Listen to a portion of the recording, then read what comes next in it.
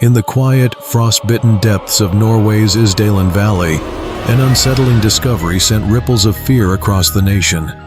A lifeless body, charred and surrounded by a web of cryptic clues. Decades later, the enigma remains unsolved. Today, we uncover the chilling case of the Isdal Woman, Norway's greatest unsolved mystery. It was a quiet, gray November day in 1970. The kind of day where the crisp air bites at your face, and the towering mountains seem to whisper secrets to those brave enough to listen. For one father and his 2 young daughters, it was supposed to be just another peaceful hike through Isdal Valley, a remote and rugged area outside the city of Bergen, Norway. That peace was shattered when they stumbled upon something no one should ever have to see. Lying among the rocks was the charred and lifeless body of a woman. Her posture was bizarre, arms outstretched as if reaching for something, legs curled slightly to one side. Around her were the remnants of a fire, blackened patches on the frozen earth, and fragments of personal belongings. The father, stunned, shielded his daughters from the horrifying sight. In a shaky voice, he told them to stay back. One of the girls, too young to fully understand, asked, "Is she sleeping?" But the grim reality was far worse. When the authorities arrived, they found more than just a body. There were peculiarities that would baffle even the most seasoned investigators. Her belongings had been arranged almost ritualistically. A watch, earrings, and necklaces were neatly placed beside her body. But there was something even stranger. Every piece of clothing she wore had its labels meticulously removed. Her fingerprints had been sanded away, leaving only faint, unreadable traces. The body showed signs of severe burns, yet there were no visible signs of the woman struggling. Was she attacked, or had she chosen to end her life in this eerie, isolated valley? And if it was suicide, why go to such extraordinary lengths to erase her identity? The Isdal Valley, already infamous for its grim nickname, Death Valley, had just added another chapter to its dark lore. But this time, the story was wrapped in riddles, each clue pointing towards something far more complex than a tragic accident. As word of the grim discovery spread, the quiet city of Bergen was rocked to its core. The police launched a full-scale investigation, but from the very beginning, nothing about this case would follow the usual script. The more they uncovered, the deeper the mystery seemed to grow. The first step was identifying the woman, but that proved to be an impossible task. Her fingerprints had been deliberately sanded down, making it impossible to match them to any known records. The labels had been cut out of every single piece of clothing she owned, erasing any clues about where they might have been purchased. The investigation turned to her belongings. Among the scorched remains, detectives found items that raised more questions than answers. A bottle of prescription lotion with the label meticulously removed. A passport, badly burned and entirely unreadable. But one item stood out above the rest. A coded notebook, filled with a cryptic series of letters and numbers that seemed to map her movements. Experts in cryptography and intelligence were called in to decipher the writing. The best minds in Norway pored over the codes, but the results were inconclusive. The patterns suggested something deliberate, perhaps dates, times, or locations, but what they represented remained a mystery. Then came the witnesses. Hotel staff across Bergen and neighboring cities began reporting sightings of the mysterious woman. She had checked into multiple hotels under different aliases, each time using a new passport. Every name was fake, every document forged. Hotel workers described her as elegant, sophisticated. She spoke several languages, French, German, English, and carried herself with a confidence that hinted at someone well-traveled, perhaps even wealthy. But there was something unsettling about her demeanor. She seemed guarded, as if she were constantly looking over her shoulder. One witness recalled seeing her in the company of a man, tall, dark-haired, and sharply dressed. They appeared to argue quietly in a hotel lobby before she abruptly walked away. The man was never identified, and no one could say for sure what their connection might have been. As investigators pieced together her final days, the story grew stranger. Her movements didn't follow the pattern of a tourist. nor did they suggest a routine business trip. It was almost as if she were evading someone or something, but who and why? The investigation began to take a darker turn. This wasn't just a case of a missing identity, it was beginning to look like something far more sinister. Some believed she was part of an international espionage ring, operating at the height of the Cold War. Others wondered if she was on the run from powerful enemies, possibly tied to organized crime or covert government operations. Despite the mounting evidence, one thing remained painfully clear. The Isdal Woman's secrets were buried as deeply as her identity, and as the days turned into weeks, the pressure mounted to uncover the truth before the trail went cold. But the truth, as elusive as it was, seemed to slip further away with each passing moment. What exactly was the Isdal Woman hiding, and who or what was she running from? The Isdal Woman didn't leave much behind, but what she did leave spoke in riddles. To the investigators, her belongings weren't just clues, they were a maze of questions without answers. Inside her luggage, detectives found a small notebook. At first glance, it seemed like an ordinary diary, but as they turned the pages, they discovered a series of cryptic codes, lines of letters, numbers, and symbols arranged in ways that defied understanding. The codes were sent to experts, including military cryptographers and intelligence analysts, but no one could crack them. Some believed they were coordinates, an itinerary of her movements across Europe. Others suspected they were messages meant for someone else. But if that was true, who was the intended recipient? And why had she gone to such lengths to conceal the information? Her movements revealed a pattern. She had traveled extensively through Norway and other parts of Europe. Bergen, Stavanger, Paris, Geneva. The locations seemed random, but investigators couldn't shake the feeling that her journey served a purpose. What kind of person moves like this, with such deliberate secrecy? The codes weren't the only mystery. Her luggage itself was peculiar. Inside, police found wigs, elegant clothing, and cosmetics. Items suggesting a woman who knew how to blend in, how to change her appearance at a moment's notice. There were no personal photographs, no letters, no trace of a life left behind. Every item seemed carefully chosen, as if to avoid giving away even the smallest clue about who she really was. The deliberate removal of clothing labels was just one part of this calculated erasure. But perhaps the most puzzling discovery came in the form of a matchbook. Ordinary at first glance, but burned just enough to obscure the logo. Investigators speculated it might have been from a specific hotel or business. If they could identify where the matches came from, it might lead to a breakthrough, but like so much else in this case, the evidence was maddeningly incomplete.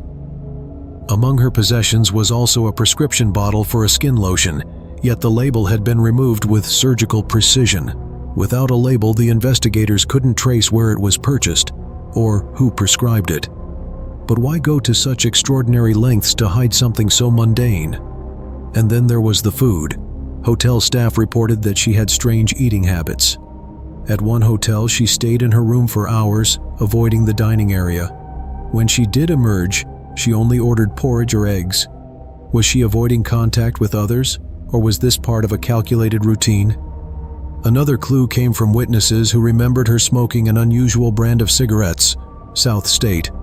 This brand was not sold in Norway, adding yet another layer of intrigue to her story.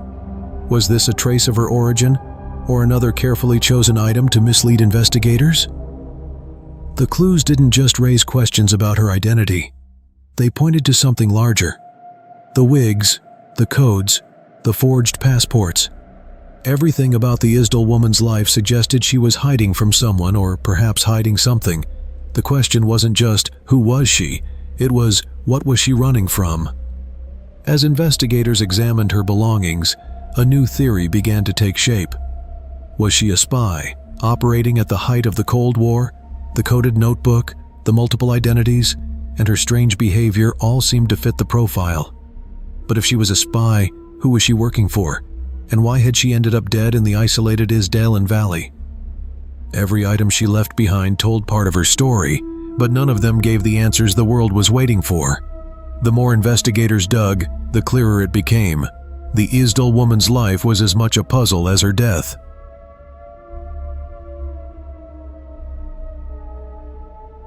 The Isdal woman's death was only the beginning of the mystery.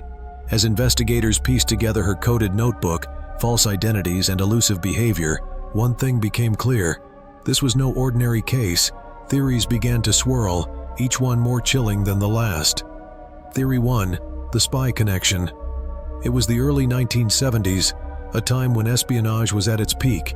The Cold War raged on, and Europe was a battleground for spies, double agents, and covert operations. The Isdal woman's strange behavior fit the profile of someone deep in the world of espionage. Her multiple aliases, her fluency in several languages, and her coded notebook all pointed to a secret life. Some believe she was working as a spy, possibly for a Western intelligence agency or even the KGB. The wigs and cosmetics in her suitcase suggested she was skilled in changing her appearance, a common tactic for those in the shadows of the Cold War. Theory 2. Organized crime. Others believed her death had ties to organized crime. Norway was a key player in Europe's post-war arms trade, and the Isdal woman's movements may have connected her to illegal dealings. Could she have been involved in a high-stakes weapons smuggling operation? Or perhaps she had stumbled onto something she wasn't meant to see. One theory suggested she was acting as a courier, transporting sensitive information or illicit goods. But if this was true, what went wrong? Did she betray someone, or was she silenced to protect a larger operation? Theory 3. A victim of foul play. Some believed the Isdal woman wasn't a spy or a criminal, but a victim. Witnesses recalled seeing her with a mysterious man shortly before her death, tall, well-dressed, and seemingly agitated. Could he have been a lover, a partner, or someone she feared? If she was fleeing from someone, why choose the isolated Isdal Valley? Investigators considered the possibility that she had been lured there under false pretenses, perhaps for a meeting or a promise of safety, and then murdered. Her injuries suggested she had been incapacitated before the fire, possibly drugged. But there were no signs of a struggle, and toxicology reports were inconclusive. Was she simply too exhausted to resist, or had she resigned herself to her fate? Theory 4. Suicide with a dark twist. There is one theory that divides both investigators and the public. Could the Isdal woman have taken her own life? The position of her body and the presence of sleeping pills in her system hinted at the possibility of suicide. But if that were true, why go to such extraordinary lengths to erase her identity? Some speculated she was fleeing from a dangerous past and sought to disappear completely. Others wondered if she was forced into the act, coerced by unseen forces into staging her own death. The truth, as always, remains elusive. Each theory raises as many questions as it answers. Was she a spy caught in the crossfire of international intrigue? A courier for an underworld operation? Or simply a woman running from her own demons? Her life and death seem to defy explanation. As time has passed, the mystery of the Isdal woman has only grown deeper. Every theory is compelling, yet none offer definitive answers. Whoever she was, her secrets remain locked away, perhaps forever. Decades after her discovery, the mystery of the Isdal woman seemed destined to remain unsolved. But with the rapid advancements in forensic technology, investigators revisited the case, hoping to uncover answers that were impossible to find in 1970. In 2017, Norwegian police partnered with modern forensic experts to re-examine her remains. Using advanced isotopic analysis, a process that studies the chemical composition of hair, teeth, and bones, scientists hope to trace her origins. The results were astonishing. Isotope analysis of her teeth revealed she had likely spent her early childhood in or near Germany, with some indications pointing toward the border regions of France. This breakthrough gave investigators their first real clue about her origins. But it also raised more questions. If she had grown up in Central Europe, what brought her to the remote valleys of Norway? Advancements in DNA technology added another layer to the investigation. A tiny sample of mitochondrial DNA was extracted from her remains and cross-referenced with global databases. The results confirmed she was of European descent, consistent with the isotope findings, but without a direct match in the database, her identity remained elusive.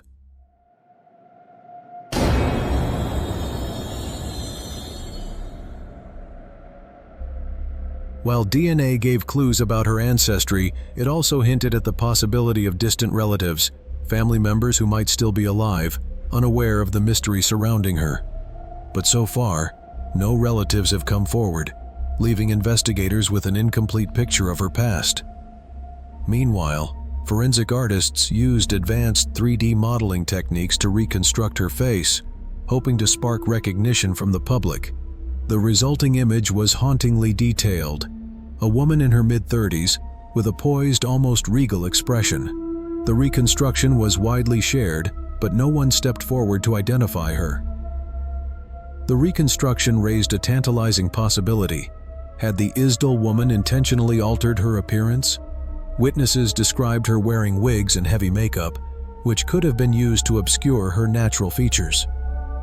Was the face that investigators reconstructed even close to what she truly looked like? Another modern breakthrough came from the coded notebook found among her belongings.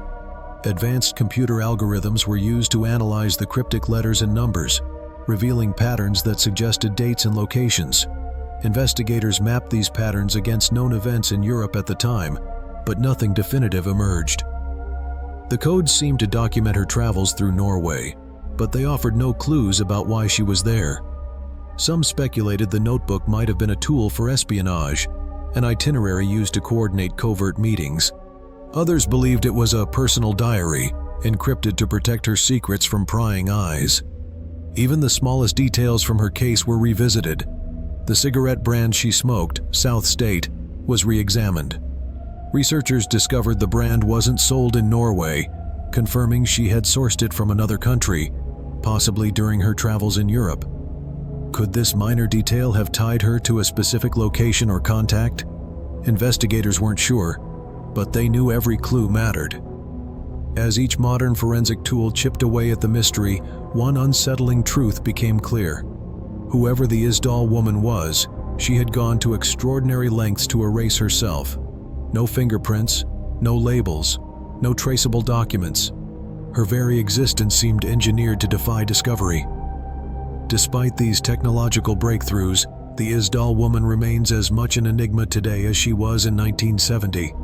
Her identity, her purpose, and the events leading to her death are locked away, hidden in the shadows of history. In the end, science has brought us closer than ever before, but the answers we seek remain just out of reach.